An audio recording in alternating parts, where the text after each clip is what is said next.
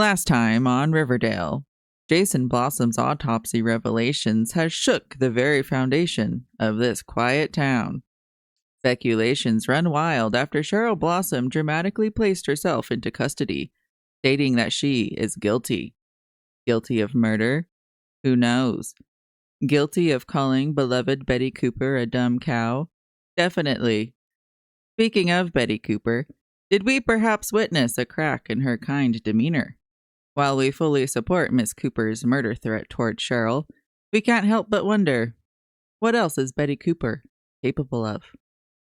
In another part of town, our little Archie continues to grapple with the complexities of being groomed by his 30-year-old music teacher, Miss Grundy. Furthermore, ex-friend/boyfriend Jughead Jones has now learned of Archie's escapades. After some substantial drama between our four main characters, they all reached some form of reconciliation, and for the first time, all four gathered at Pop's Diner. But there wasn't four of them. There was only three. But according to Jughead Jones, there were only three. Welcome, viewers, to Riverdale and Back Again, the unofficial companion podcast for the fantastic show Riverdale. I am Velvet, and this is Rosal. Hi. And today we're covering episode 3 of season 1. And listeners, this one's a doozy. You're in it for the long haul. Strap on your seatbelts. The episode starts with our narrator, Jughead Jones, dramatically stating that the line between good and bad is starting to blur in Riverdale. This comes directly after Cheryl Blossom stated that she is guilty in relation to her brother's death. Jughead asks, guilty of what? And we immediately find out, as Cheryl is sat down by the sheriff, that she didn't mean that she's guilty of killing Jason, but of lying about what happened on July 4th. She says, the plan was bananas, even for me, which seems like a way too casual phrase to be using in an interrogation. It definitely does. But it's Cheryl. She goes on to explain that Jason wanted to leave Riverdale and he didn't want to be looked for or followed by his family, so he asked Cheryl to help him stage his death. He was supposed to contact Cheryl at some point, but that never happened because at some point his fake death became a real death. Jason said it would be a month max. Yeah. Mm-hmm. So I think at this point Cheryl was still kind of waiting. Yeah, because it hadn't been a month yet. No. It's been a week. Yeah. Right? So... Or no. It hasn't been a week. No, summer, July, August. You start school in August. Maybe right? it has been over a month. It has been a month. She probably wasn't like too concerned. Mm-hmm. You know. So it was like just before a month. Basically, she figured out that Jason didn't run away. That he didn't just drown. Yeah. Yeah. Or, well, he didn't drown. That Jason died. The sheriff makes a statement, something about Jason being cruel for faking his death, and Cheryl got crazy defensive. The sheriff then starts kind of accusing her because it's awfully suspicious that she's the only person who knows about the staged death. She starts defending herself, and then she mentions that she heard a gunshot on the morning of July 4th, and maybe whoever shot that gun went after Jason. The sheriff is pissed, like, why didn't you tell anyone? And she's like, oh, I've just been so upset. And the sheriff totally got her. He said, so upset that you were singing and dancing at the pep rally last night. Which is true. You had a pep rally. But Cheryl's gotta. She's serious about her school. Yeah. It's important to her. Yes, that's how she grieves. Just then, Cheryl's parents, Clifford and Penelope Blossom, barge in and tell Cheryl to stop talking. Her parents are being uncomfortably aggressive with her as they escort her out of the school. They call her a liar also. They do call her a liar. As they're pulling her out of the class. Or out of the principal's office. Mm-hmm. And then what's funny about this is Archie's kind of standing near there. And then he's like, oh, the guilt starts to hit him. Yeah. But he didn't hear that they called her a liar. Right. Or that Cheryl talked about the gunshot. But all he of a sudden, know. He doesn't know. But there's no info there, but he's like, oh, she talked about the gunshot. Somehow he knows. Or that was the face he gave. He gave that face, yeah. Yeah, like he knew she was talking about it, and then the family didn't believe her. Yeah, I think the parents didn't believe that Jason wanted to run away and fake his death. Yeah. You know, which as a parent, I guess that's understandable. Now we head over to Betty's house. Betty's mom, Alice, slams a newspaper down in front of Betty. It's a newspaper article that Alice wrote, and on the front page, it says, Cheryl Blossom, guilty as sin.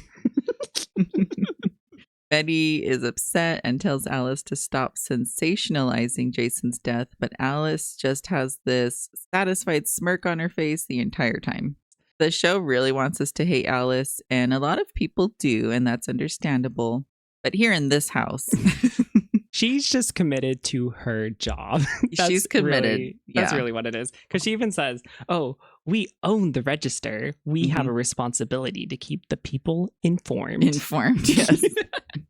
And informed, she will make them. Exactly. So we love Alice here. She's captivatingly toxic. Yes. Yes. It's like you just can't look away. She's fun to watch. Yeah. Betty mentions that whatever happened between Jason and Polly, he doesn't deserve this. Alice just replies, you reap what you sow. Alice gives no shits. Zero remorse. Betty is talking about, like, instead of like talking about the autopsy and stuff like that, she's like, why don't you report on what actually happened to Jason? Yeah. Yeah. And she's like, why was he frozen? Who shot the gun? Or whatever. And then Alice is like, hey, if you're asking these questions, you should work at the register. We need a Lois Lane type. That's right. Which I still don't know what that means. Lois Lane is Superman's wife. Yes. Yeah. And she was. But I don't know her personality. I think she was like a good person. Okay. Essentially. How dare you be a good person, Betty? Yeah. Alice was like, ew. We need someone who like has standards working here. Yeah. We need one good person, maybe. We head over to Riverdale High now. Archie is looking through a little glass window of a door. We see Miss Grundy. And can you guess what she's doing?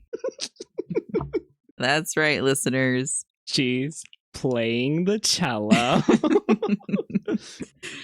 After watching her for a minute, Archie then heads over to the principal's office, where the sheriff is also hanging out at. Is the sheriff, like, just always there now? I guess so. He's just always there. Archie finally tells them that he heard a gunshot on the morning of July 4th and basically corroborates Cheryl's story. The sheriff asked why Archie was at the river so early, and Archie said he was writing songs. The sheriff then asked if he was alone. You can see the gears turning in poor Archie's head. It was such an awkward pause. It was a very awkward pause. You can tell he was really thinking. Really thinking. First time in his life. He's like, I gotta gather these brain cells. How am I gonna get out of this one? He could have just said, yes, I was alone. Yeah. It's fine. No one would have questioned that. But he says, no, I wasn't. The sheriff asks, who were you with? We all collectively hold our breath. And Archie says, with my dog, Vegas. During this time, though, during that really weird, awkward pause, though, he's having flashbacks of Grundy. He is. Yeah, on July 4th at the river that he might or might not have been with. Yes, he's having sexual flashbacks while he's trying to get his way out of this conversation. I think she's like, we'll make this a 4th of July to remember or something like that. We'll never forget. Or something like that, yeah. And then the gunshot, they're like, oh! Yeah. Because everyone turns around for a firework. Yes. Also. Now, we can cut this out, but why would Archie even say that he was with his dog? Technically, now the sheriff could go ask Archie's dad. The dog. They can go ask Archie's dad, Fred, hey, did Archie take your dog on the morning of July 4th? And Fred would probably say something like, no, me and the dog were having breakfast together at that time. Like, Fred always knows where that dog is. Yeah. I mean, yeah, he's always with the dog. So. Yeah. So it's kind of dumb on Archie's part Surprise, surprise. Oh my goodness. Archie. I know. Dumb. We gotta like put down Archie's like smart moment at some point. He had one smart moment this episode. Oh, okay. Yeah, we'll get to it. Okay. So now we head over to the student lounge. Kevin, whose dad is the sheriff, says that everyone is a suspect in Jason's death at this point.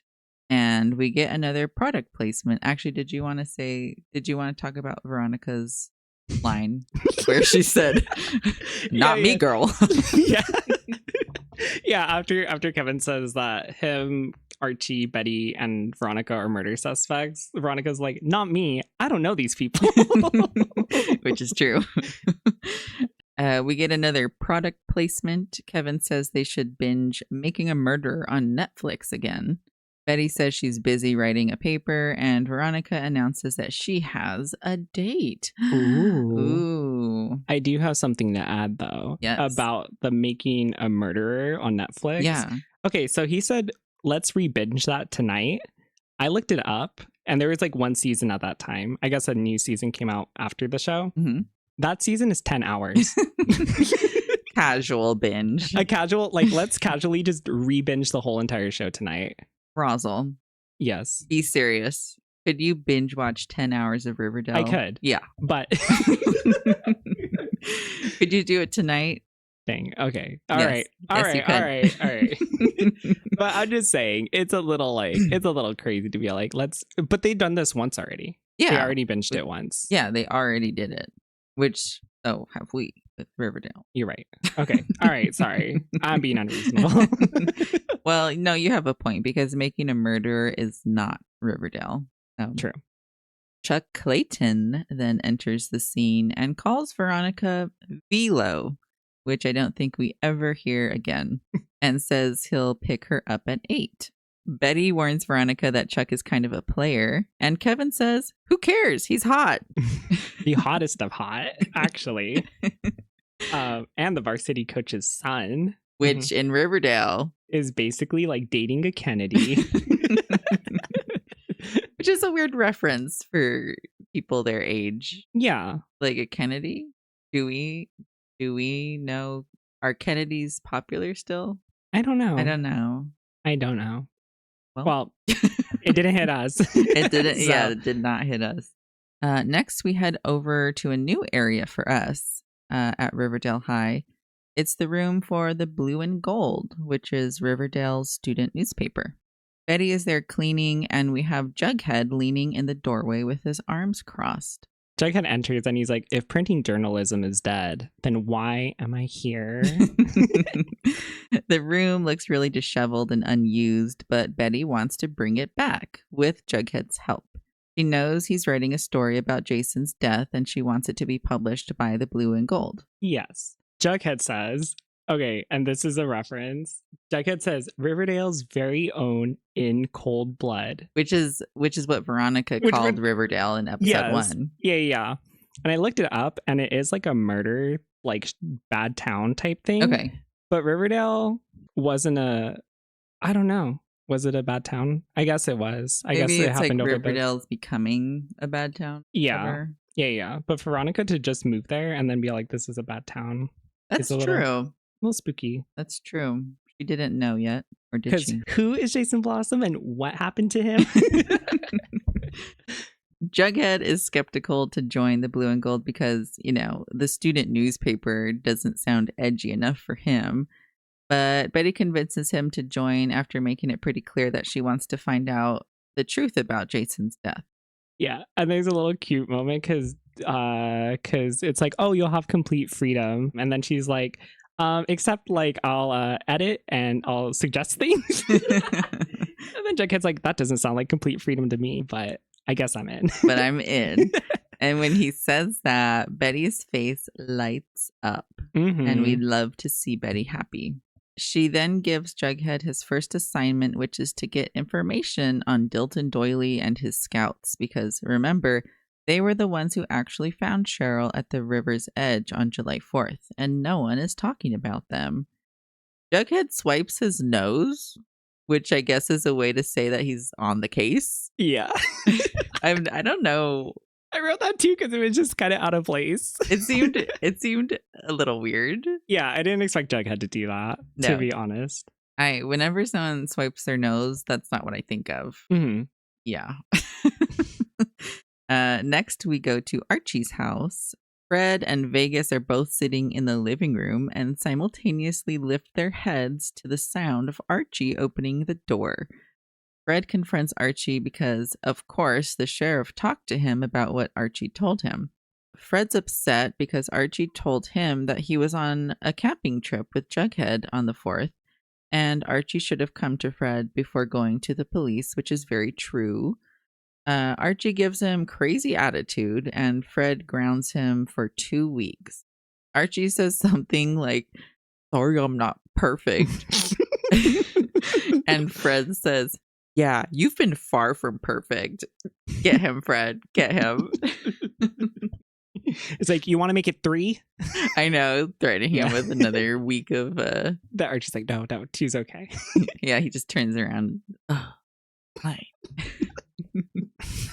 And we talked about this before, but this is literally like probably the best punishment Archie could have gotten. Like, it's so lax of like, hey, I know. You need to be home by 7 o'clock. 7 p.m., listeners. Yes. That is not a punishment. Like, you get out of school at like 3:30, somewhere around that. Yeah. So he literally has 4 hours to go to Pops, hang out with his friends, go do anything, and then come home.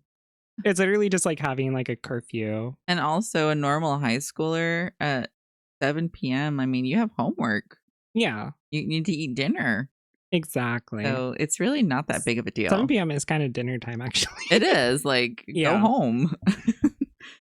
Is that all you have for that? That's all I have, Okay. But it's just like literally, that was like the easiest like the most like lax punishment that like benefited Archie in every single way. Yeah. Like, Fred could have actually been mean about that. He could have, and Archie was like so ungrateful. Yeah. Sorry, I'm not perfect. Sorry, I'm not perfect, Dad. You do the Archie voice good. Oh my God. All right. Now we're in the parking lot of Pop's Diner. Chuck and Veronica are sitting in his car taking selfies. They're having a nice enough conversation, flirting and whatnot. Veronica mentions that Chuck is on varsity, on the dean's list, and has Ivy League aspirations. Chuck is a little taken aback, and she says, "Veronica Lodge is nothing if not an informed consumer," which is crazy. Crazy thing to say on a date. It's so good. Things get a little steamy, and they start kissing in the car. Yes. I was going to say yuck. Oh, yuck. Now it cuts to Miss Grundy and Archie arguing in the music room. Miss Grundy is pissed that Archie went to the sheriff. Archie said he had to say something because they were going to pin everything on Cheryl. Miss Grundy said she is suspending their music lessons. And Archie said, "What?" And his face, he looked legitimately confused. Like, what happened? Why is she doing that? And the thing is too, though, honestly, though, doesn't it make it a little bit more suspicious that Grundy suspended the music lessons? Yes. Also, Archie made a mistake, but also this does not look well for Grundy also, because it's like, oh, something happened like right at this moment when he figured this out. True. It's not a good look, but I think Miss Grundy just wants to separate herself from him right now. But I did want to say Archie's confusion and baffledness over her suspending the music lessons is kind of dumb, because remember at what was it called? The snowball? The formal? Oh, yeah. It was like the semi-formal or something. At the semi-formal, Archie literally blackmailed her. Oh, yeah. True. He said, "You're going to teach me on Monday, Wednesday, Friday," or something like that, right? Yeah. Or something. Yeah, he was like, you need to give me music lessons or I'm going to go to the cops. Yeah. And now he went to the cops. So she has... you're right. Yeah. She has the right to suspend the music lessons. He broke their agreement. Not that I'm taking Miss Grundy's side. because she is a groomer. But in this scenario, in this specific scenario, in a bubble, she did nothing wrong. Next, we get a wide-eyed Kevin asking Veronica how the date with Chuck went. And Veronica says his conversation is not the stuff of Oscar Wilde or even Diablo Cody. Now, to me, that implies that she thinks Diablo Cody is a bad writer, or at least significantly worse than Oscar Wilde. And I cannot agree or disagree with her because I don't know who Diablo Cody is. I thought you were getting somewhere with that. I was not. You're just like... I was like, why is she throwing shade at this, this author? Yeah, you're right. Diablo Cody did nothing wrong. Well, maybe he did. Well, let me look it up. Well, Hater music right now. Not like with your when you do. Well, you could. Oh, Diablo Cody is a girl. All right. She's an American writer and film producer of... Okay, Veronica? Uh-oh. Fuck you. I was right to be judgmental. She wrote Lisa Frankenstein, Jennifer's Body, Juno. Like, girl, these are great. Veronica's in deep water right now. Veronica wouldn't like Riverdale. Burlesque. Oh, she was a writer on Burlesque. That's crazy. Yeah. So, anyway, I'm judging Veronica. That's crazy. Those are like so good. Okay. Anyway, back to it. Suddenly, the girls that I think used to be Cheryl's cronies. Yeah, it's them. They pass Veronica, and one of them asks, "How was the sticky maple you had last night?" You know, she's being kind of snarky, and they're like giggling. And Veronica says, "We shared a brownie sundae, if that's what you hyenas mean." Which we get Pop's lore. More Pop's lore. He has sundaes. Brownie sundaes. Yeah, brownie sundaes. Yum. Kevin's phone dings. Wildly. He looks at it and exclaims, "Oh my God."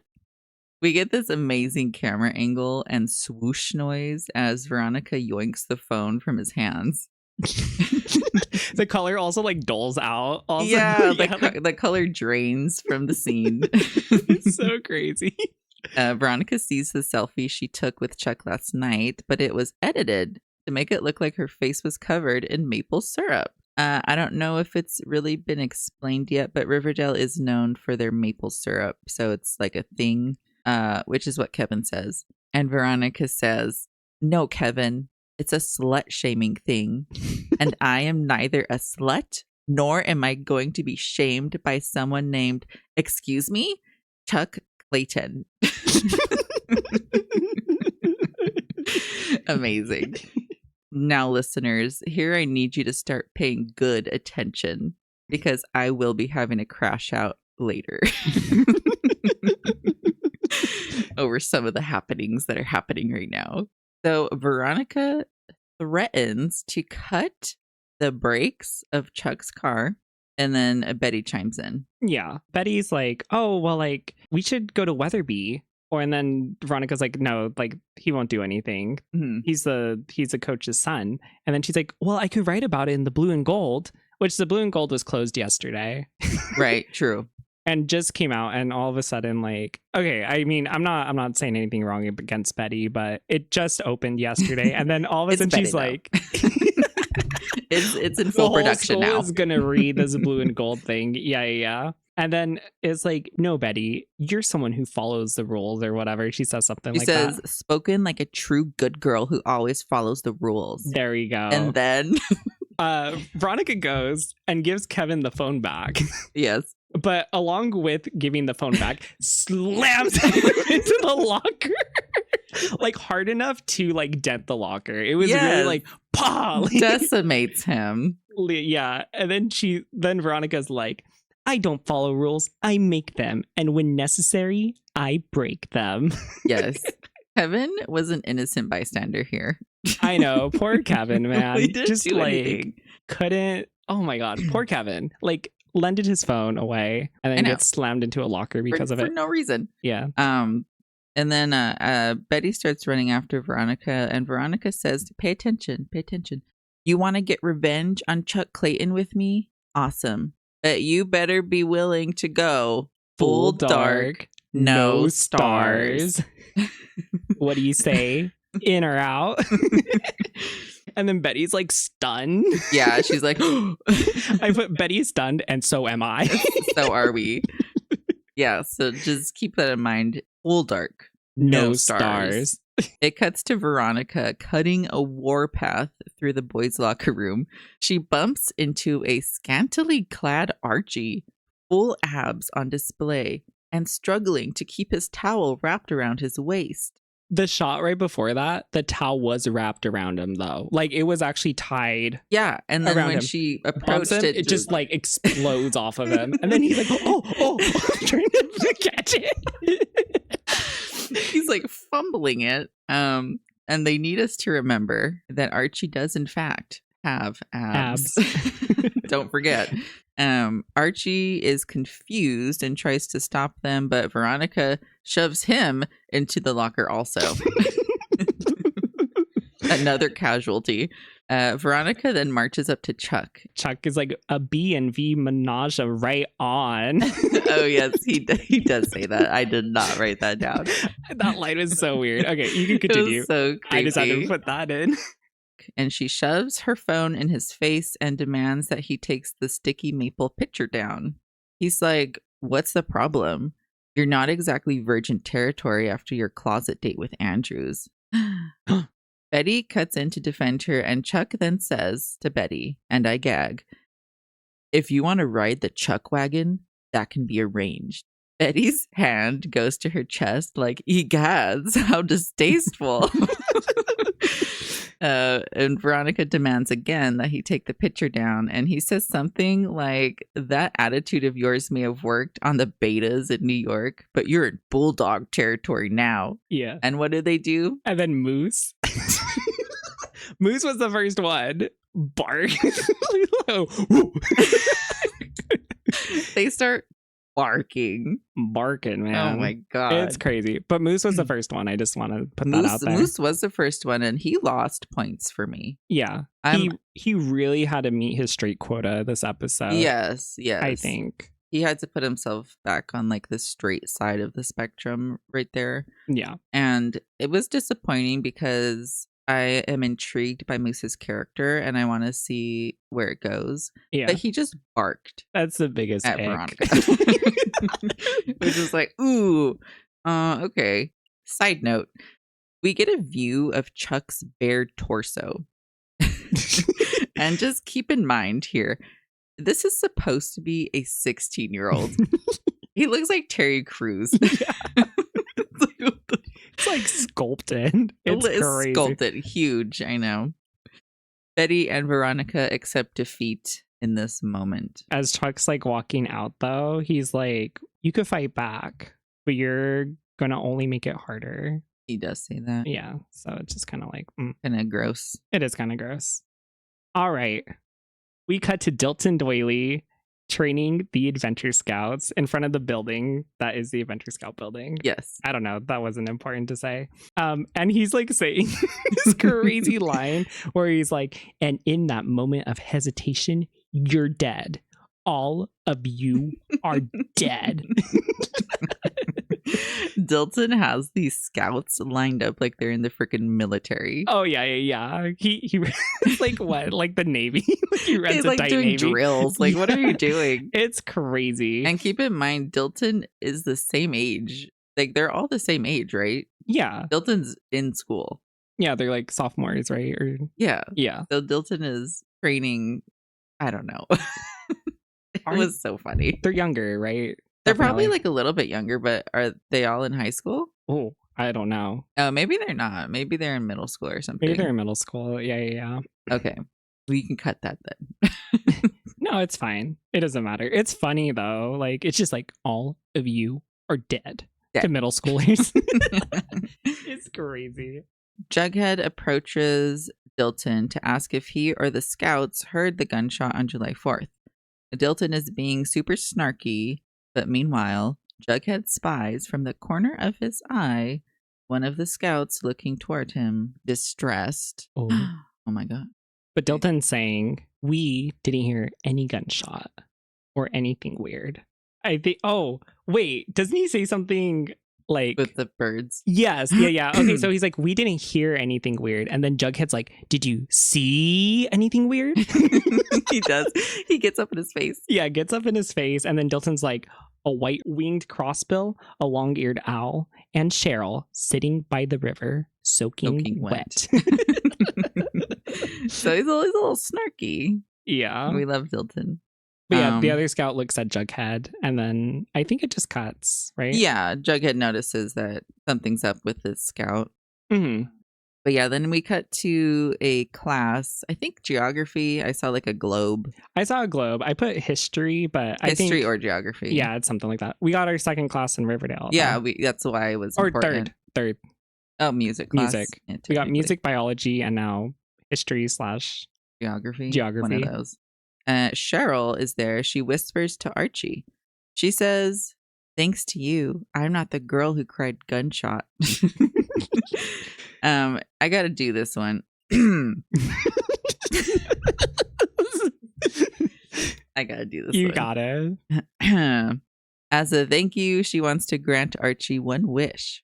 She seductively eyes him up and down and bites her lip and says, "Nothing's off the table except my body." Cheryl, mixed signals. And then while she's like doing that little spiel, Archie's like, I didn't do it for you. Like I was just telling the truth. Oh, and Cheryl says, like, I don't want anything. Yeah, he didn't want anything. And Cheryl said, oh, save the aw shucks for Betty. Yeah. But it's crazy that she did nothing's off the table and then bites lip really weird. She's like looking him up and down. Except my body. Like, okay, girl. Archie shockingly thinks of something that he wants, which, as we find out in the next scene, is music help from Josie. Yes. In the next scene, Josie approaches Archie and tells him that the Pussycats are rehearsing every night this week in preparation for her mom, the mayor's event, the taste of Riverdale. Yeah. And I was like, what's that? And she said, oh, I'm doing Cheryl a solid here. Yeah, this is solely for Cheryl. Favor for Cheryl. Yeah. Because she likes Cheryl. She does like Cheryl. So yeah, she just invites Archie to the rehearsals to observe and learn. That's it. And then Archie's like, oh, I'm grounded. And then he's like, oh, okay, yeah, that's not your problem. But he's like, I'll make it work. She's like, good. And then she leaves. Oh, she does a little spin on the way out. She does a spin out the door. Yes.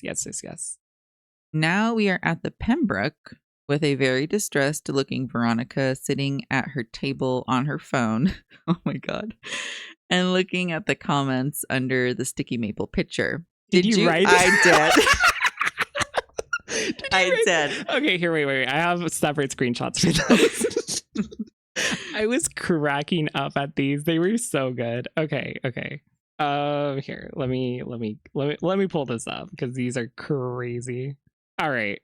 One of the notable comments, part of it said, "Take your sticky self back to NYC so the rats can eat you." Excuse me? What? And it says, eat you because you don't even have an apartment anymore. What was that? Yeah, what? That was the end of it. No, yeah, what does he mean though? I guess because she moved out of New York. Oh, because she doesn't have a New York apartment. Yeah. So she has to go get eaten by the rats. You go ahead and do Cheryl's. Oh, I don't have Cheryl's. The next one I have is Ace McDonald. I have that one too. Okay. Cheryl Blossom commented, "I usually pity the poor, but ... Adam, was it Adam? Ace McDonald had 2 comments. 2. I got both. You go ahead and do the first one. Okay, all right. The first Ace comment is, "We can send this girl back to NYC, but we have to buy another ticket for her eyebrows." And then he goes on, "Actually, make that 2 more tickets One for each eyebrow. Damn. I have another one. It's by Angel Angelino. It's like, go back to New York, you nasty dough. Oh my goodness gracious. Oh, do you have the justice? No. Oh, there is one. There's also one that was like, justice for Veronica, said no one ever. Dang. Was it like hashtag justice for Veronica? Like it was typed out. Like Yeah. Oh my God, that's so funny. There's one more by Tony Topaz. No way, really? Yeah, like, but it's spelled different. Oh, that's crazy. But it says no gracias. No gracias. Tony would say something like that. Yeah. But her name's spelled with an I, so I don't know. I, but so I just thought I was like, oh, Tony. That's crazy. I saw Cheryl and I was like, Cheryl. Yeah. But the you need to buy a ticket for each eyebrow. For each eyebrow. It's so funny. If you haven't actually watched Riverdale, Veronica does have prominent eyebrows. Yeah. They're good though. I wouldn't say they're bad. No. They're good eyebrows. They're just prominent. But they each need a plane ticket. Apparently. So Hermione walks in now and asks Veronica how her date with Chuck went.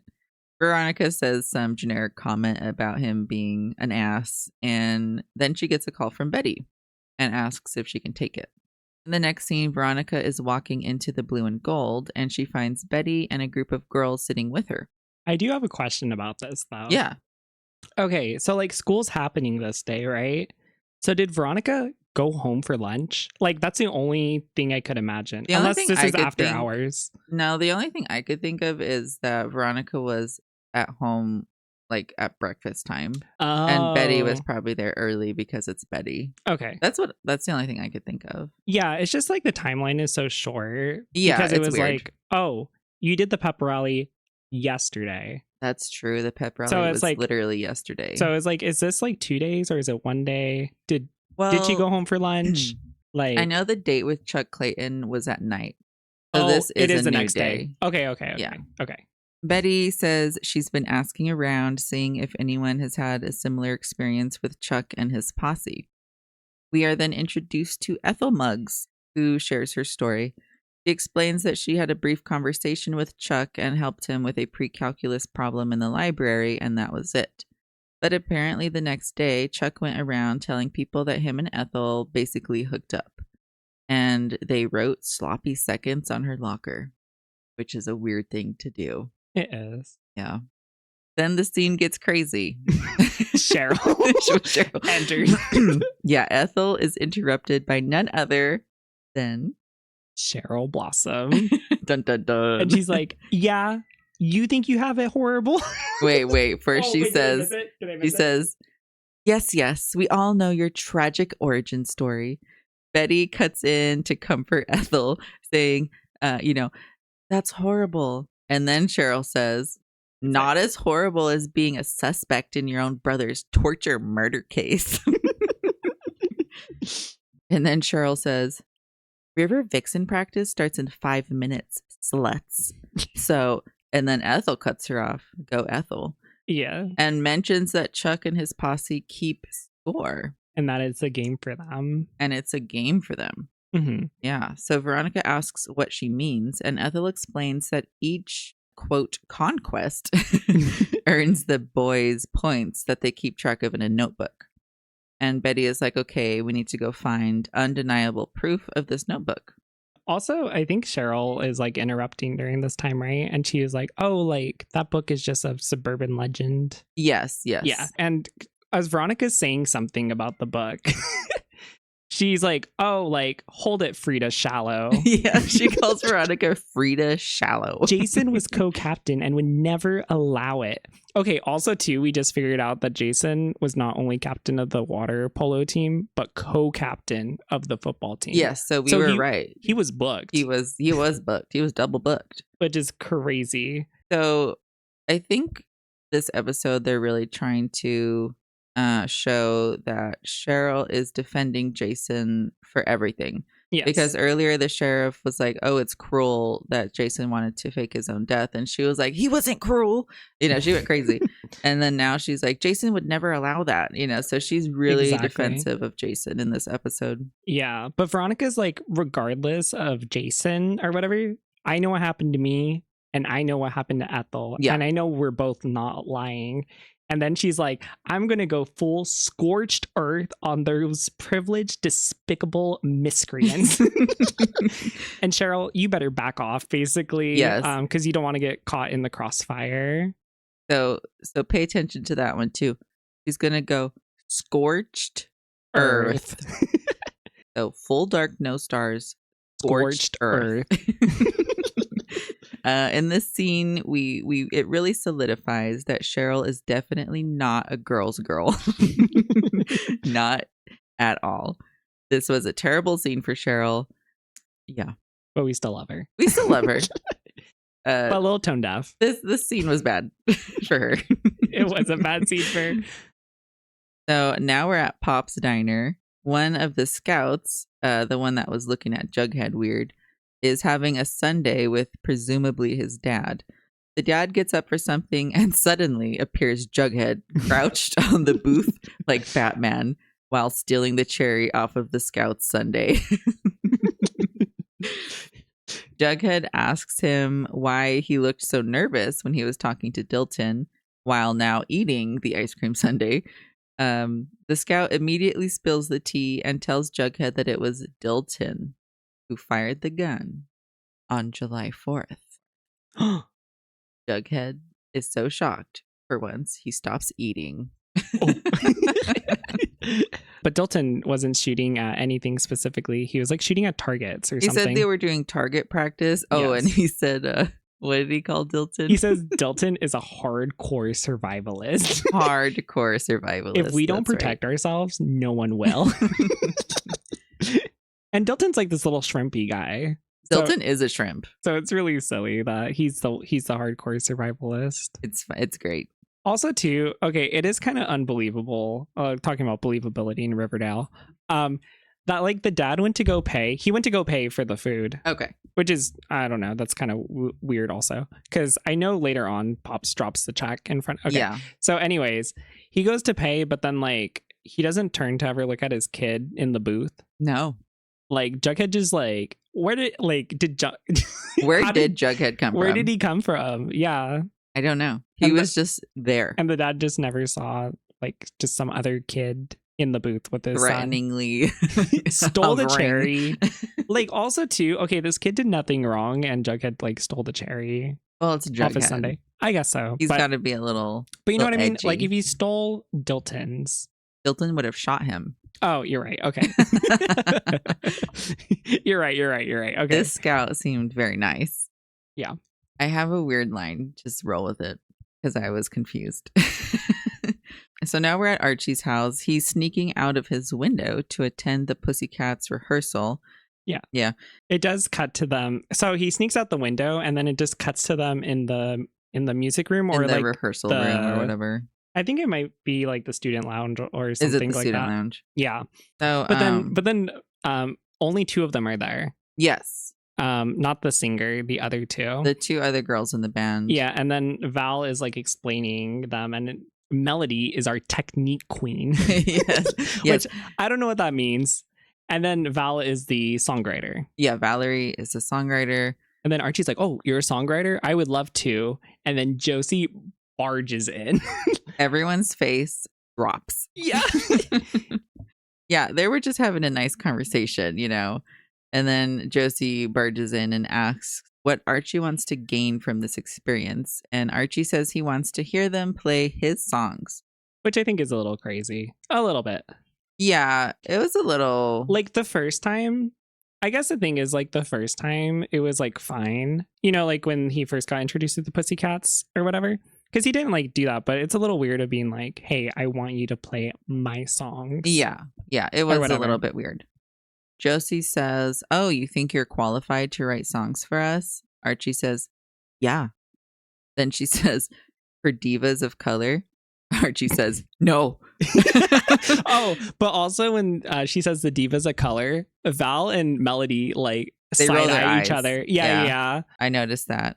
And also too, okay, I do gotta mention this because I do have beef with Josie. Yeah. I love the other two. Oh, Val yes. and Melody are great. They're great. I don't like Josie. Josie's like, you think you could write songs for us, but she's not the songwriter. Val That's true. is. That's true. So like, I don't know. So Archie says, no. Maybe. And then he goes, maybe. It's so funny. Josie then goes on to explain that Archie doesn't understand the difficulty of being a person of color. And while Riverdale is starting to open up, her mom got a bunch of racist hate mail when she was elected mayor. She says they called themselves the Pussycats because they need to claw their way into the same room that he can just waltz into, which all of that is completely true. And Archie does listen and agrees with her, and Josie seems satisfied with that. Now we're with Betty at the Blue and Gold. Ethel walks in with a guy named Trev Brown, which I guess is Valerie's brother. Valerie from the Pussycats. Trev used to be on the football team, and he says he quit the team after finding Chuck's scorekeeping notebook. And he knows where that notebook might be. Oh. The scene then cuts to Betty, Veronica, Ethel, and Kevin walking the halls of Riverdale High after hours with flashlights. Cheryl enters the scene and she says, a B&E with B and V? Which means breaking and entering with Betty and Veronica? Yeah, and then all of them are like stunned that Cheryl's there. And then, yeah, I think Betty's like, what are you doing here, Cheryl? Like trying to distract us or whatever. And then Kevin's like, where did you get those thigh-high boots? They're amazing. Yes. And again, they're just reminding us that Kevin is in fact gay. Oh, so then Cheryl says, do you have this line? The line of how it got to her? No, I don't think so. Okay, so Cheryl figured out that they were there because Trev told Val, who told Josie, who told Ginger, who told Nina, who told me. And then Cheryl thought she might as well just help out at that point. Might as well. It was a crazy line. It was funny. I was like, and she's so good. The actor is so good at the delivery of those long lines. Ethel interrupts and tells everyone to get over there as we see her pulling the notebook out of a locker. Everyone gathers around with their flashlights to examine the notebook. Betty spots that her sister Polly was listed in the notebook, and Cheryl sees that it was written by Jason. Also, did you look at the other names that were in there? No, not really. Okay, so I did notice. So Ethel's name was in there twice. Oh. Yeah. So I think that's why they wrote Sloppy Seconds. Oh, that makes more sense. Yeah, because I was like, why is Ethel in there twice? She only said she talked to Chuck once. Right. So something else happened with Ethel. That makes sense because I was like really confused why they put Sloppy Seconds. Yeah. And it had Big Girl. Yeah, she said that. Yeah, 7.5. Well, that's not a bad score. Yeah, and then Veronica had the New Girl bonus, which I think was like one extra Plus point. One, yeah. Yeah. And then Polly was on there. And Polly on the thing for it, despite what they're saying, for Polly, it says she's a shy, reserved girl. Yes. And yeah, Chuck does say something about that later. Yeah. Yeah.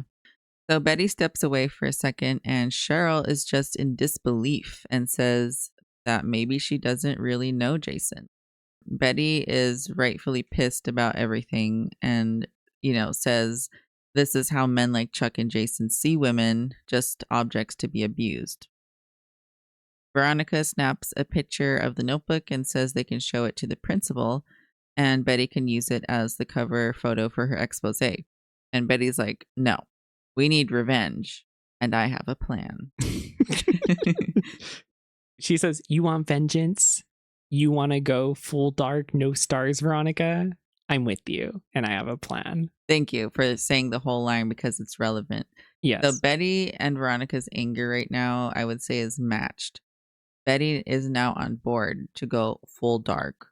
No stars. Scorched Earth. Hooray. Yeah. Veronica, I do feel like Veronica, kind of, she's still up there. She went down a little bit. Her anger dropped. Like a little bit, because she's like, oh, Betty, you could put this in the thing, which is That's what I'm saying. which Yeah. is what a good girl does. Yes, exactly. So her thing went like a little bit down, but she's still mad. Yeah, no, you could tell Veronica's anger dipped, but Betty's picking it right back up. Yeah. Mm-hmm. Yeah, Betty's like, get it together. We're going full dark, no stars. Yeah. I mean, Betty saw Polly's name written in by Jason, and given the entire situation of Polly being in that group home now because of whatever Jason did to her, it's like, yeah, that's going to make you super angry. So we cut back to the Pussycats rehearsal. They are kind of stuck on a lyric that's not flowing well. Archie gives them a suggestion, and Josie is apprehensive, but they test out his suggestion anyway, and they all really like it. You can tell Josie gained a little respect for Archie and asked him if he has any other suggestions to give. Did you have anything of note? Yeah. Okay. I basically just had like, why is Josie complaining about Val's lyrics? Like, I was like, Josie's complaining about Val's lyrics. Like, she's a songwriter. Josie's being mean. Yeah. Yeah. Also, too, it was just like, dude, like, make something up right now on the spot. I don't know. It's just a little. It's too much pressure on Val. It's a lot of pressure. I feel Also, I did notice Val and Melody shared a glance. Yes. While Josie was complaining. But what was funny about this is like, so she was complaining about that line and she's like, we need a hook. We need like something like that. Yeah. And then it was like, oh, Melody was like, oh, paintings in the wind or something. And then Archie's like, paintings on her skin. It wasn't a sensational, like, amazing. And then they go, suggestion. ow. And then they start singing it. Then they start singing it. And the line that Archie wrote was literally just the first line. Yes. Like, not even unless the they were hook. picking up. I don't know. I just thought the hook would be no, because later on it's the first line. Oh, is it? I didn't pay attention. So, but I feel like if you say like the hook, it's kind of, it would be like the chorus part. Right. True. But I don't know. Just starting out, I don't know, is a little too much. And then yeah, after Josie gained respect for him a little bit, then she's like, what else do you got? Yeah. And then Archie's like, so I was thinking we could invert the second and third verses. Yeah. And for the listeners here, I'm going to leave that all up to Rosal because he's actually like trained in music stuff. Yeah. I have no idea what he means. Okay. So Archie's just talking of his butt. I got no idea. I'm not that smart. Invert? What does he just mean to switch them? I don't know if he means to switch them or like the music part is switching. Switch the music. Yeah. Okay. Like, I don't know. I'm just confused about it. But I just thought that was funny. It was funny. Next, we're moving over to Betty's house. This is a crazy scene. Betty is sitting at her vanity applying red lipstick. Alice appears and says, "The deuce scarlet doesn't suit you, dear." Betty says this lipstick was Polly's and she's just borrowing it. Alice says she doesn't want Betty growing up too fast, but Betty says the red lipstick makes her feel powerful. We see Alice's hand grab a makeup wipe right next to a CoverGirl lipstick. Very subtle advertising. Then Alice stands behind Betty with her hands on Betty's shoulder and asks if Betty is going to the mayor's event tomorrow night. Betty says no, that she's studying with Veronica. So Betty says, oh no, I'm not going to the mayor's shindig. I'm going to go to Veronica's to study for a test. Yeah. And then Alice goes and wipes the lipstick off and it kind of leaves this Joker smile on Betty. Smears it. And she's like, I don't want you associating with a girl like that. And then Betty's like, a bad girl, you mean? And then Alice grabs a different lipstick and she says, pink perfection. It's more you. And leaves. It was such a loaded scene. The way Alice... So, you ever seen a scene... I had to put my phone down for this. Oh, yeah. Have you ever seen a scene in whatever action movie or something or horror movie where someone comes up behind someone else and puts the chloroform rag over their face?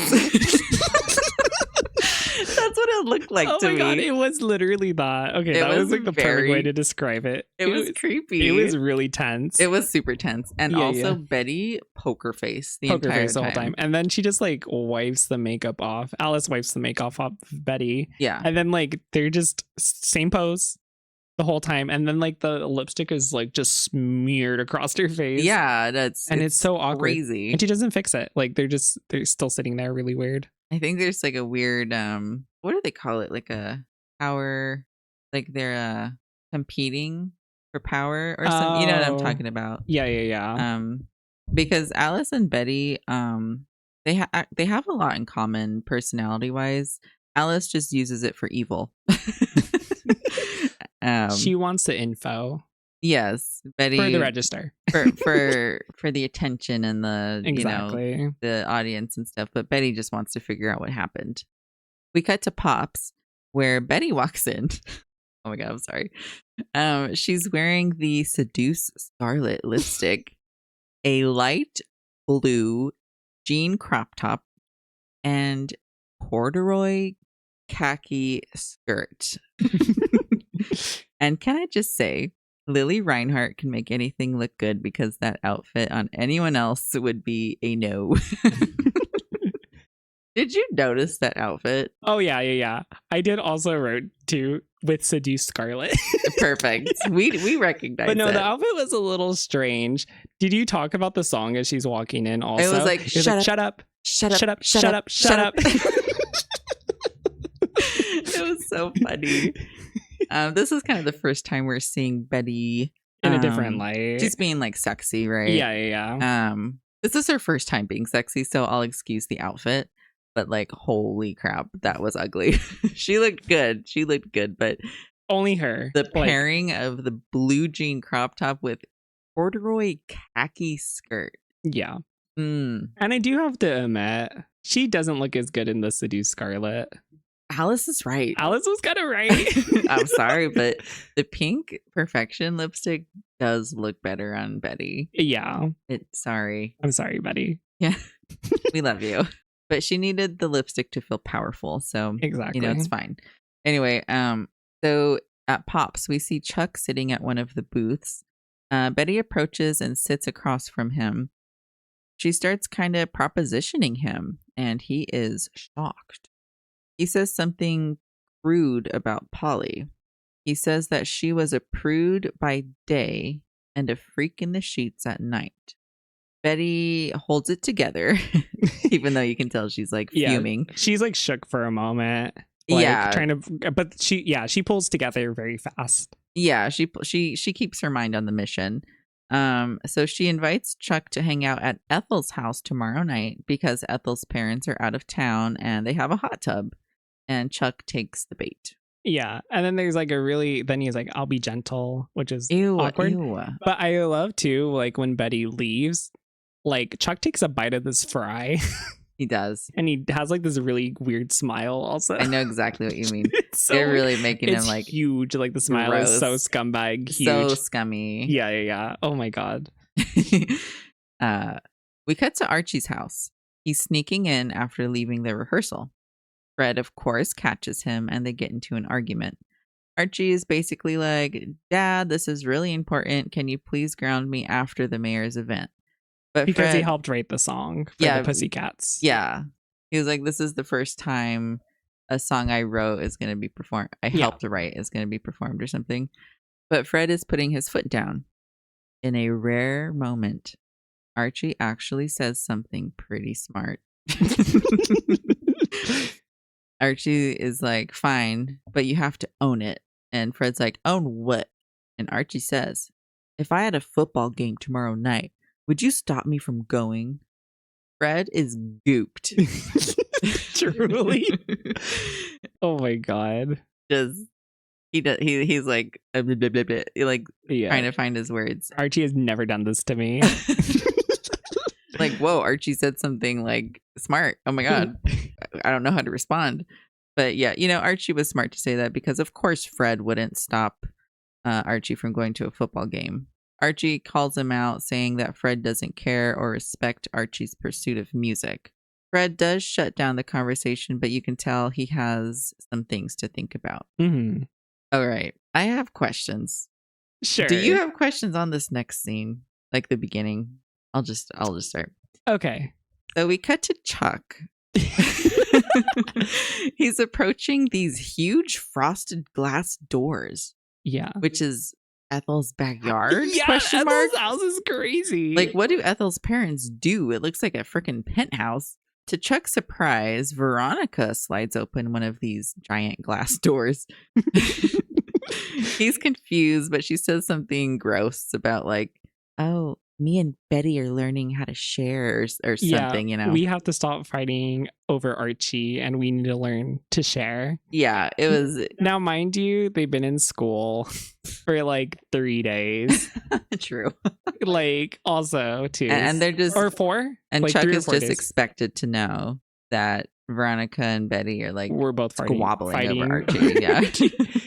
Yeah, no, it's crazy though. Yeah. No, it was like 4 days into school. Yeah. It hasn't been long. Because Cheryl just did the pep rally like 2 days ago. Yeah. So, yep.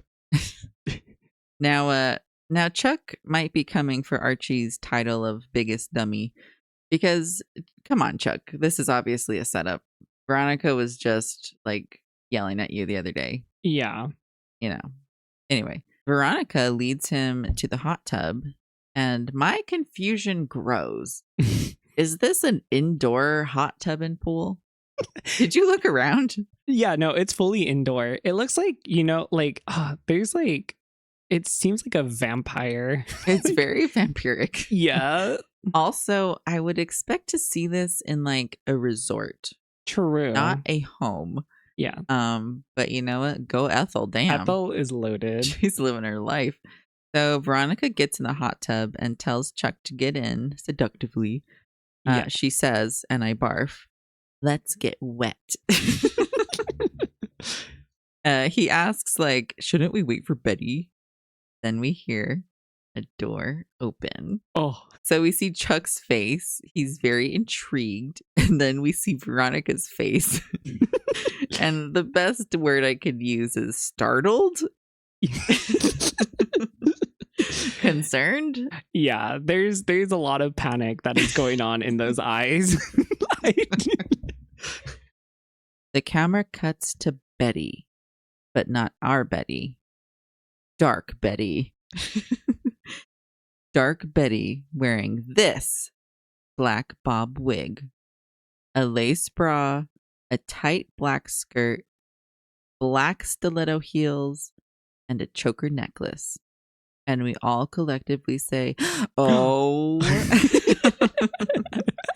And then she says, you want to do the line? Oh, well, she walks in slow motion. She does walk in slow motion. Yeah, for like a full like 10 seconds and then iconic. Changed our lives. Yes. Chuck's life was changed as well. True. His face was like, yeah. Yeah. Betty then says, Betty couldn't make it, so she sent me instead. So this is our first official appearance of the Dark Betty. Yes, that we know and love. Yes. And you will soon know and love. How could you not? Now we are at the mayor's event, the Taste of Riverdale. The first annual. Yes, it is the first annual Taste of Riverdale. She announces that this event is the lead up to their 75th anniversary jubilee, which I don't know what that is.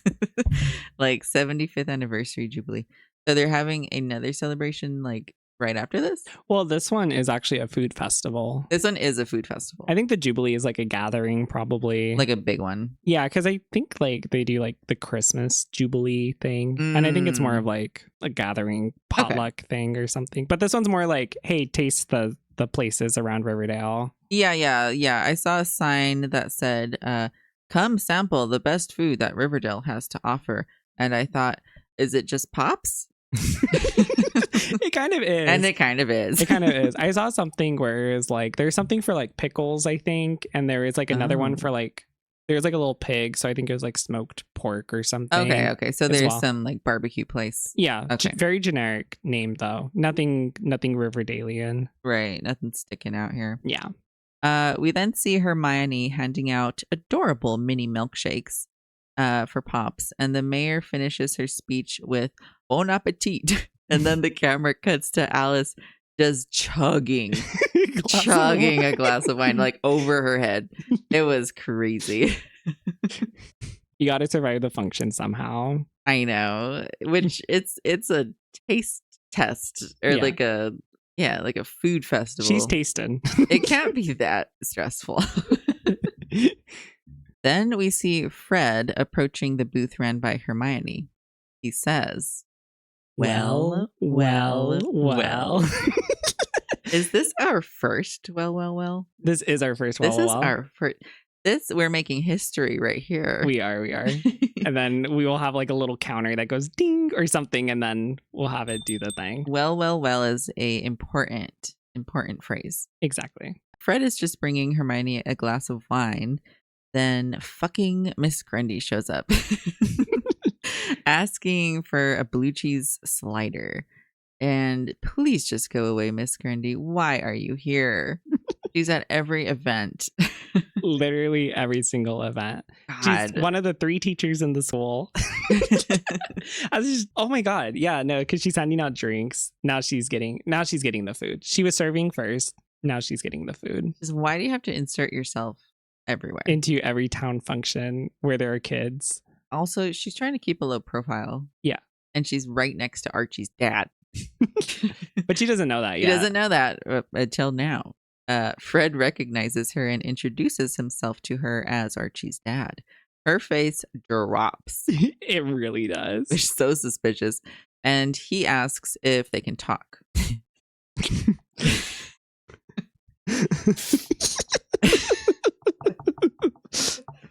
The best scene. We're getting to it. Now we cut to the mayor and sheriff approaching Cheryl's parents, Penelope and Clifford. The mayor is asking Penelope how they're holding up, and Penelope is being a little catty, but like understandably so. Yeah. She's like, how'd you think?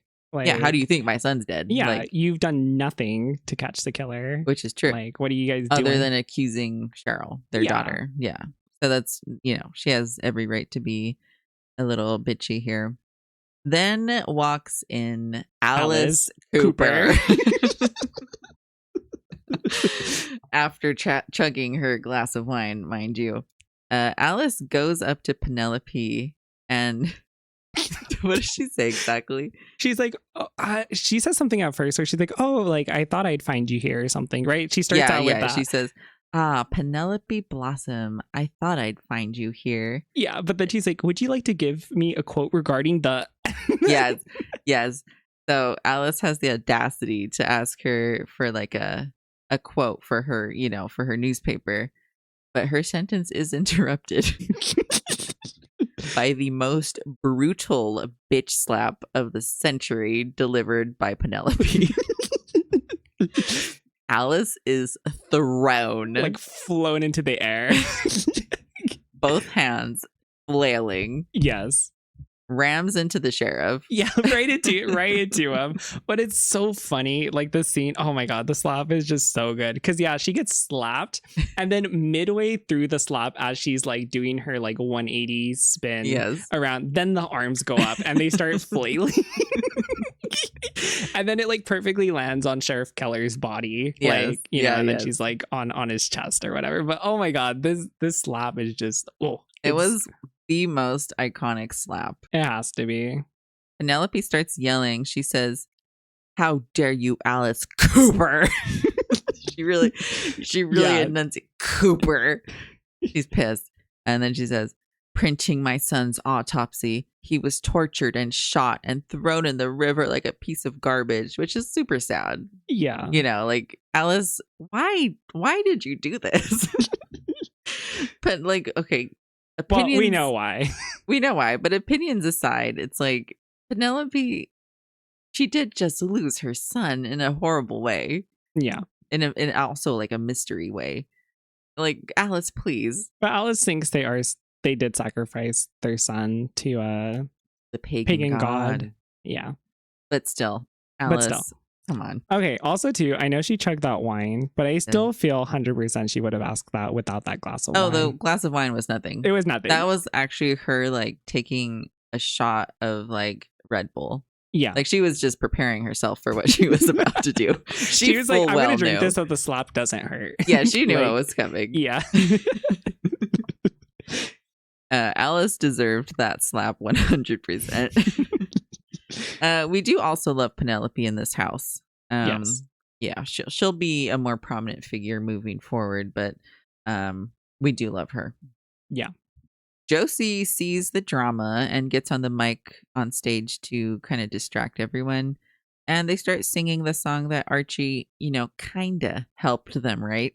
Well, now he inverted the second and third verses. And gave them one word to change. Yes. Whatever. Paintings on her skin. Paintings on her. Well, they had paintings on her. Yeah. And then he just said skin. So color skin, in her hair. Which he didn't write. That was Valerie. Yes. But I'm just kind of like, I don't know. I still don't know. Honestly, like listening to the song, I don't even know if it makes sense. I get color in her hair. Maybe paintings on her skin, like tattoos. Oh. Maybe.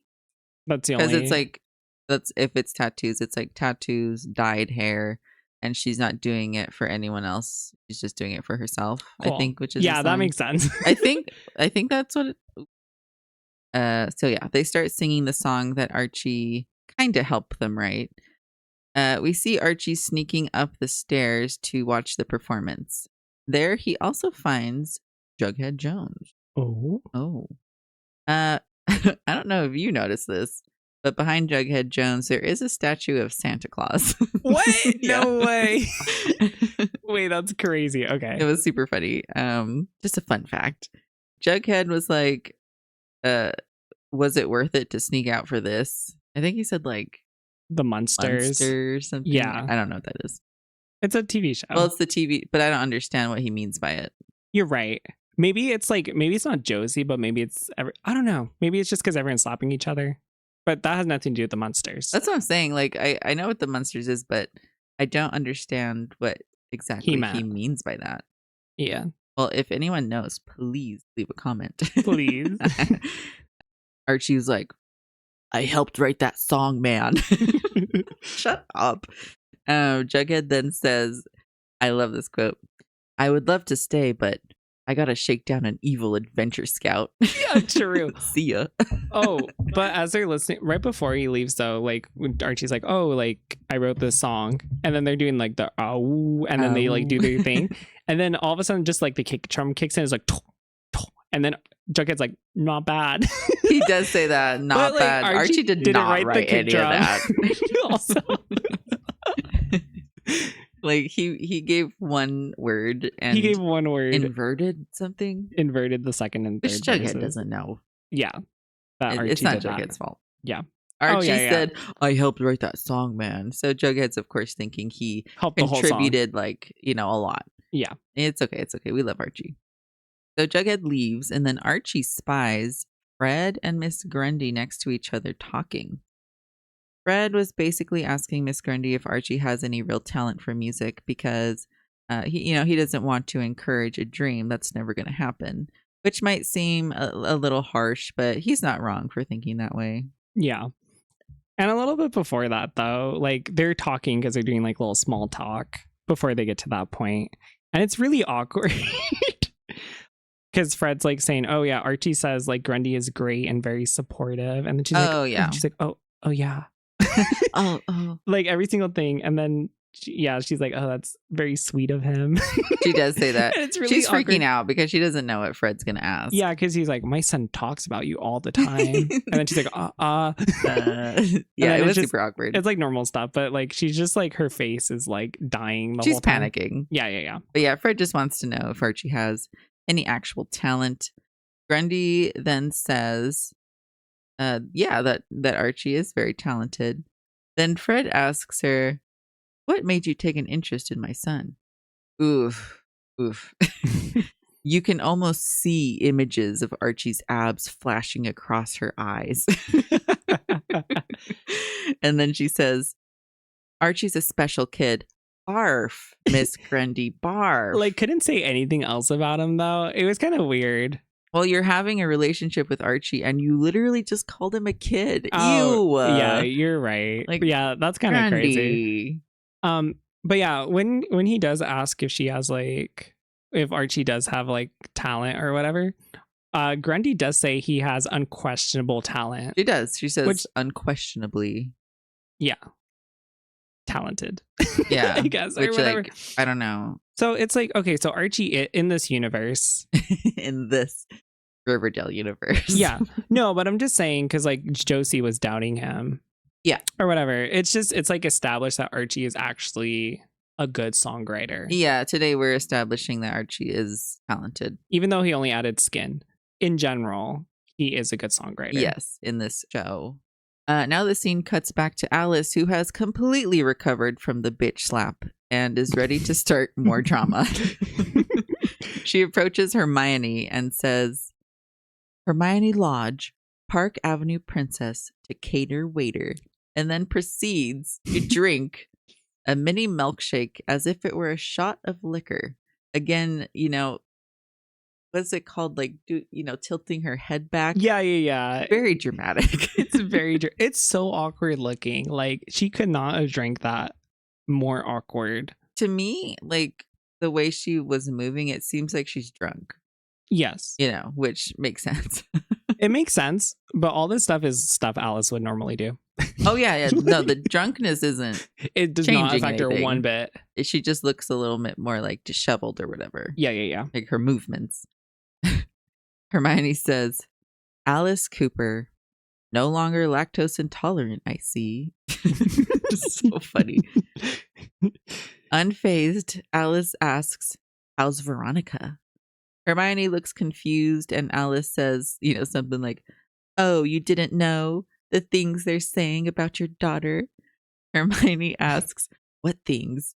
And Alice says, this is probably going to be my favorite quote, "The slut shaming. That's what they call it when sluts get shamed."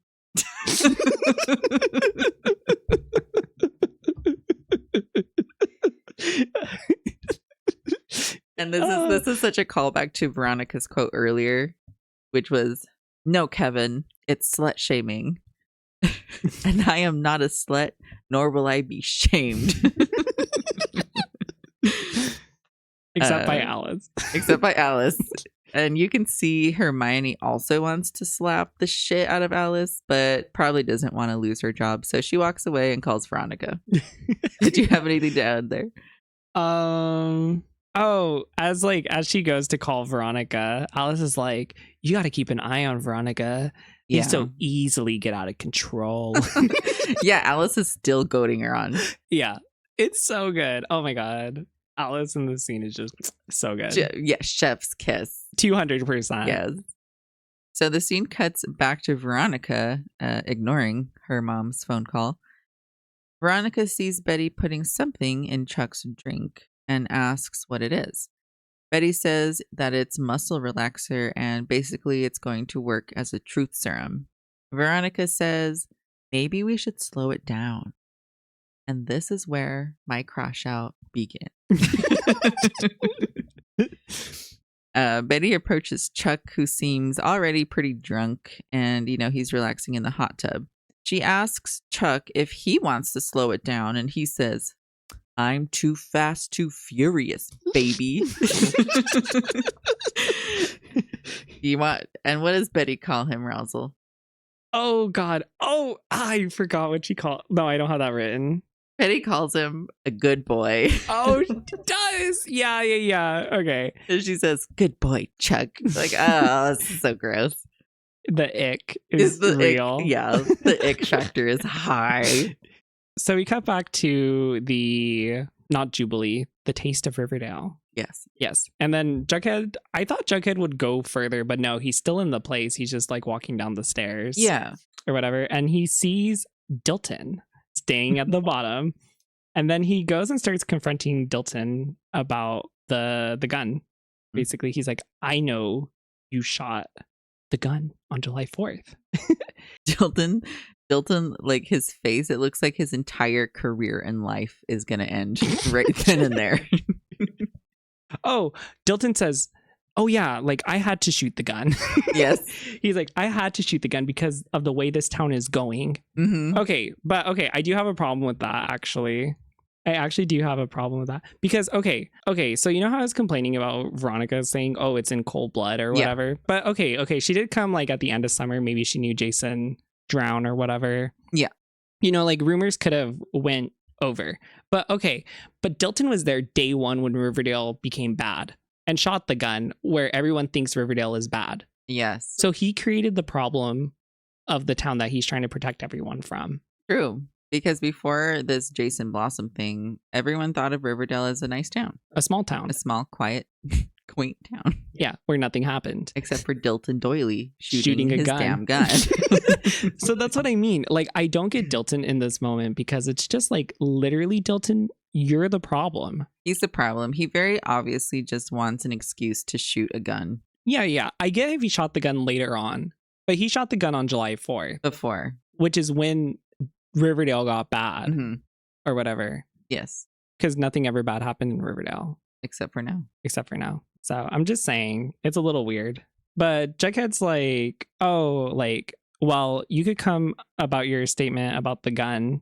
You could say to Sheriff Keller, or you could tell the blue and gold or whatever. And he's like, I'd recommend you tell the blue and gold tomorrow. Yeah. And then he leaves. Yeah. We're back to the hot tub. All right. At Ethel's house. At Ethel's house. We see Chuck is now handcuffed in the hot tub. Yeah, double handcuffed.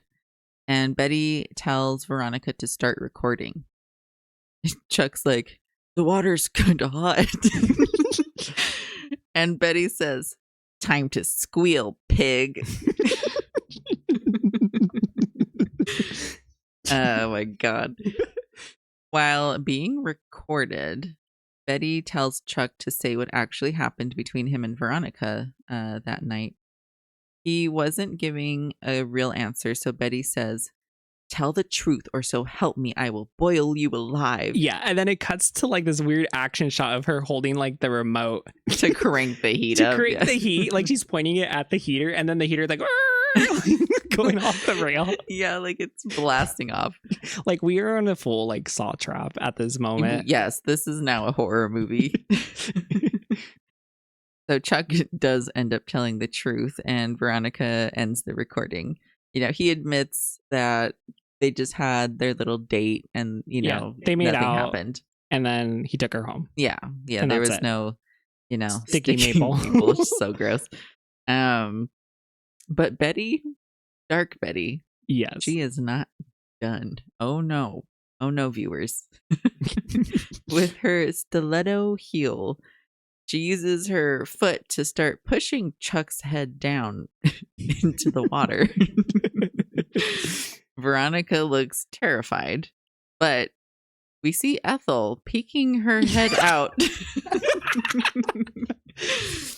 Ethel is peeking her head out of the door to watch, and she is loving what she's seeing. Loving every moment. She is living for this.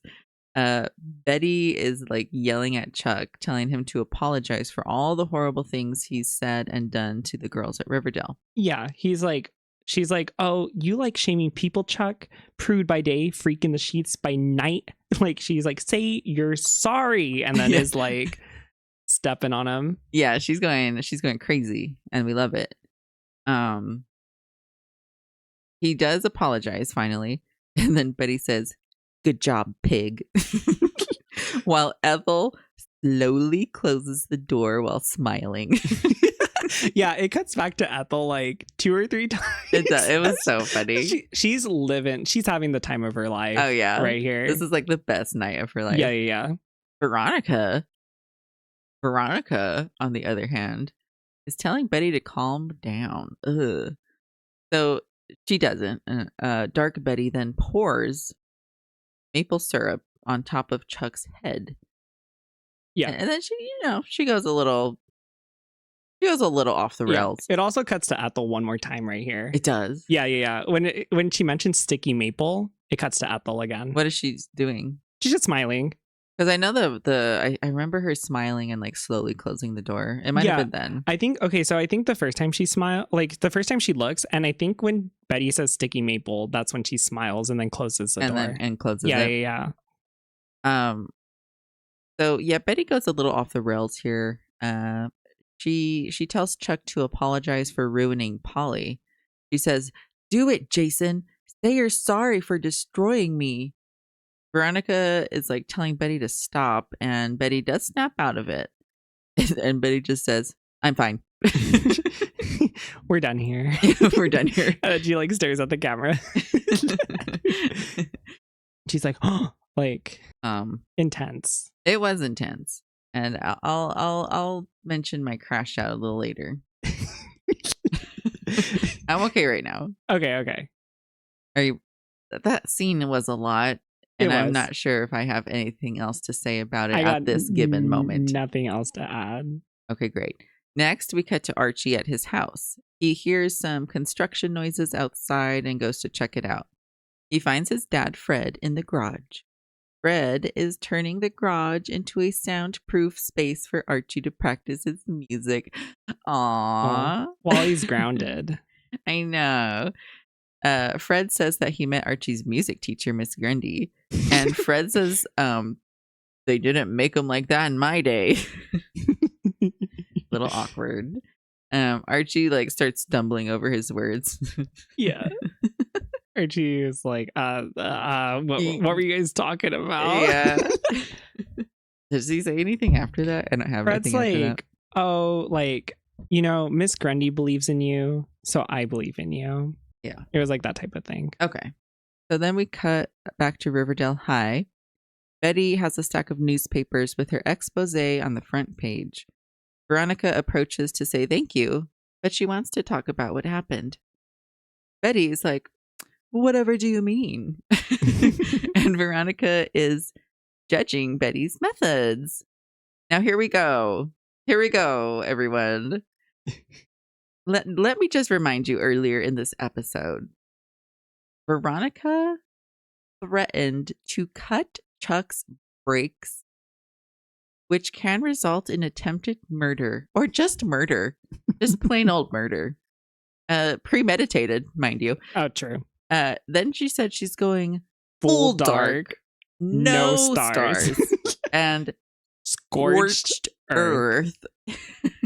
She shoved Kevin into a locker. Slammed him. She got mad at Betty for being too much of a good girl that follows the rules. What the fuck? Yeah. Also throws Archie into a locker. Throws Archie and almost disrobes him. Yeah. Accidentally. Yeah. But yeah, she's like, I break the rules. Yeah. And, did Betty go a little crazy at the end? Sure. But Veronica, you're not allowed to judge. Veronica literally pushed Betty to be crazy and vengeful this whole episode. Yeah. And when Betty finally comes through, Master Veronica's energy. like, oh, that's too much, Betty. That's a little too much. Like, shut up. Yeah, it's kind of crazy. Like, honestly, like, I could see Veronica's little energy kind of going lower. Betty's was going higher. Yeah. But it was just like, honestly, you told Betty to act like this, and then you're surprised. Yeah. And it's like, okay, so, yeah, okay, like, it's been like, what, a week? Yeah. At Riverdale, so whatever. But Veronica and Betty are like best friends, right? Like, don't you know at this point that if Betty is going to commit to something, she's committing 100%. She's going to take it as far as possible because it's Betty. Yes. Like, Veronica has to know this. Betty is amazing. And Veronica, things Veronica has said. I mean, her track record already. I mean, she did tutor Archie every single day in second grade. Yeah. You give Betty a challenge, she will accomplish it. She rises above it. To the max. So I understand this whole thing is for the plot, but I was very angry at Veronica for trying to like tone down Betty after she did all of this the whole episode. Like, imagine, I don't know. No, it makes sense. It's like she's like, I would have done it, but then she didn't do any of it. Yeah, like it was okay, all talk, Veronica but was all no. bark, and she's mad at Betty for biting. Yeah, Like, this is your fault, Veronica. I'm sorry. it is. No, it is 100%. Putting that aside, Veronica shows concern for like the actual weird part. Like when Betty started acting like Polly and calling Chuck Jason. Betty like totally just brushes it off. Yeah. Veronica calls her actually. Veronica says, you became Dr. Jekyll, Mistress Hyde. Mistress Hyde. Yes, Mistress Hyde. That was a tongue twister. That was a tongue twister. Dr. Jekyll and Mistress Hyde. That's really hard to say. It is. But yeah, Betty was just like, oh, I just, I'm so mad and they all deserve revenge or whatever. Yeah. Like, guys shouldn't do things to girls. Like, she was saying her, Veronica, and Polly. Right. And I guess Ethel. I mean, just all the girls. Everyone. Yeah. So Betty was giving like a generic, oh, I just wanted revenge. And Veronica drops it. Then we get to Jughead. He's narrating for the end of the episode. Do you want to do the quote he did? Good. Evil. Is that where it starts? Yeah, he says like good and evil. Light and dark. Betty and Veronica. Two sides of the same Janus coin. Okay, I don't know what a Janus is. Me neither. I forgot to look that up. But did you notice the camera pans to Betty's black bob wig when he's saying this? Oh, that's what he bought. Okay, so you know how they show like a photograph right before that though? I was like, who is that? It's Betty, but I was just like, it didn't look like her in the picture. Oh, I don't remember. I don't know. It was just so weird. And I was like too focused on that. I just saw the wig. Oh, I was like, is that Grundy?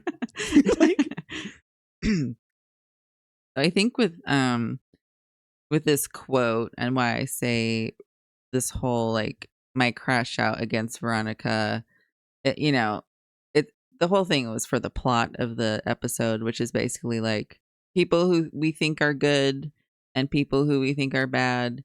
It's a little more complicated. It's a little more complex than that. Yeah. So we had to see Betty going full dark, and we had to see Veronica being like a little hesitant and more of a good girl.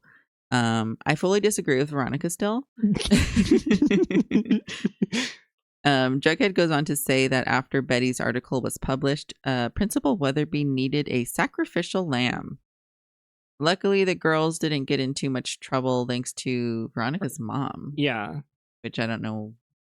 I guess she just like saved them. And then she's like, oh, next time this happens, like come to me first. Yeah, she told Veronica just to come to her. So I guess she just bribed her way out of it. Hermione's pretty like, she's savvy. She's savvy, yeah.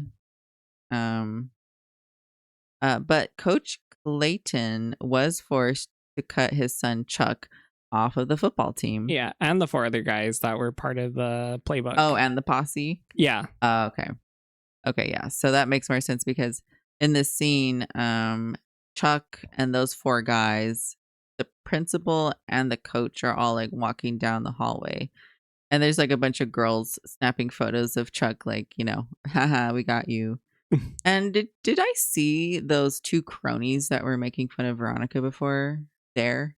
Were they on their side? They were. That's crazy. But they weren't taking pictures and they looked like annoyed. Oh. So I was like, oh, maybe they're like also annoyed that, Chuck got caught. Yeah. You know what I mean? Or they're now on Betty's side. I don't know. We're going to have to pay attention to who got kicked off because, okay, so I did take a screenshot of the playbook. Moose is in there. So Moose had to have. Reggie's in there. So I don't know if they're just like putting names in there or like, but we'll see. I guess we'll see because I actually don't remember. Because, okay, so it'd be like Moose, Reggie, Jason, Chuck, and one other person. Unless there was 6 of them before Jason died. Yeah, I don't remember the football plot. Yeah. After this, so I guess we'll see. But no, when I looked at it, like, yeah, I was like, Reggie's in here. Like, that's kind of weird. Yeah, that is weird. Jughead goes on to say that this whole ordeal would result in some terrible consequences. Whatever could it be?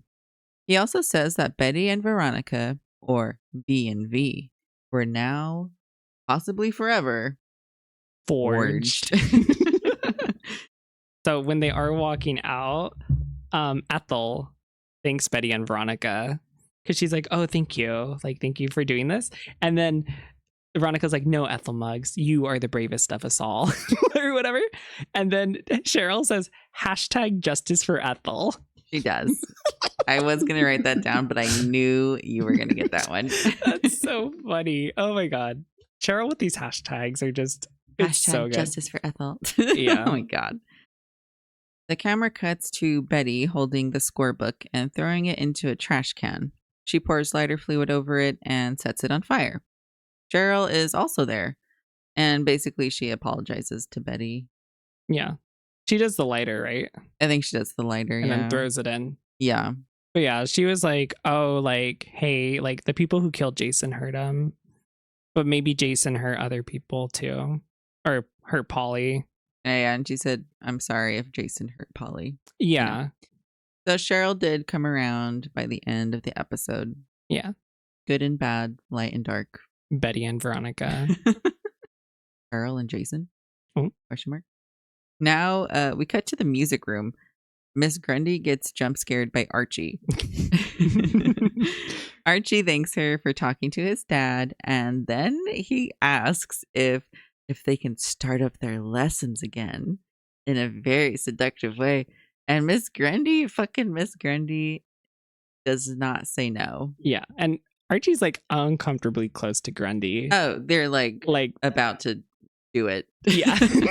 Honestly, there's like, oh my no God. space between them. And Miss Grundy is driving me insane because this whole time she's like, we need to distance ourselves. Yeah, we need to distance ourselves. No more music lessons. Basically, get the hell away from me. I don't want this coming back to me.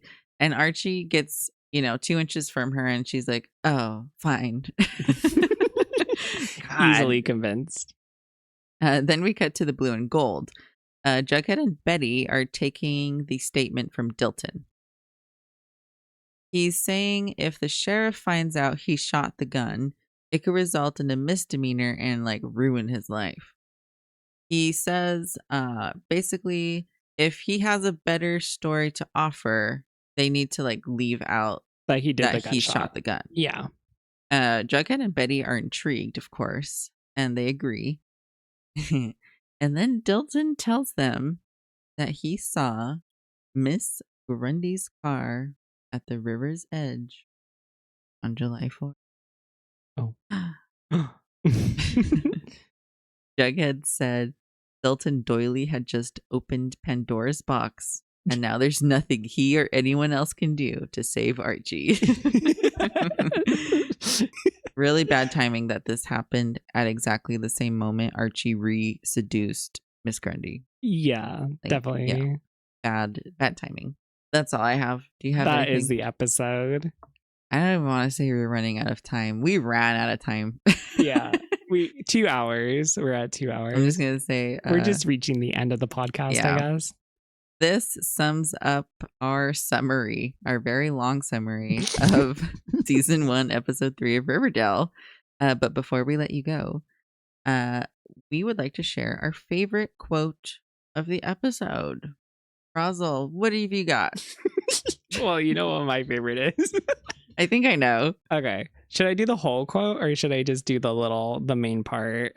Do the full quote. Okay. Well, I don't follow rules. I make them. And when necessary, I break them. You want to help me get revenge on Chuck, Betty? Awesome. But you better be willing to go full dark, no stars. What do you say? In or out?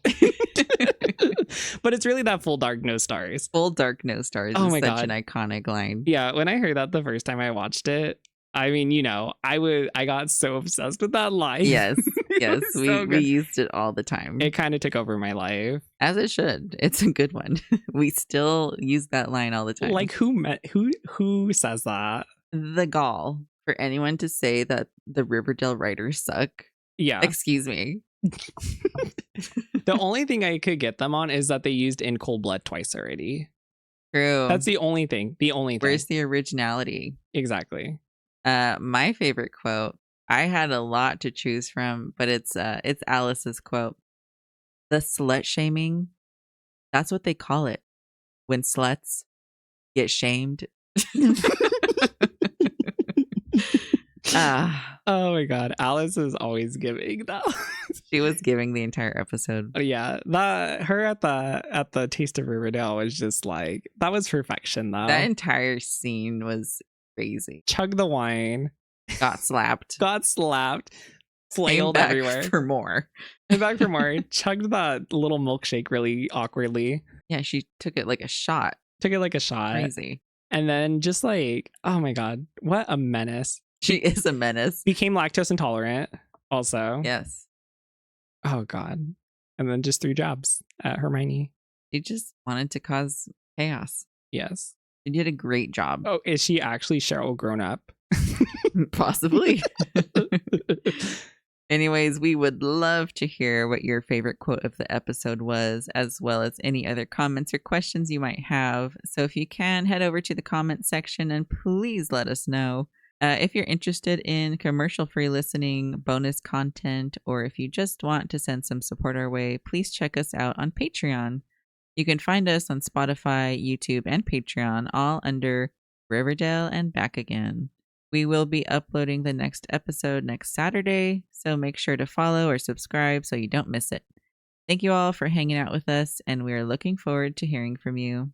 Until next time.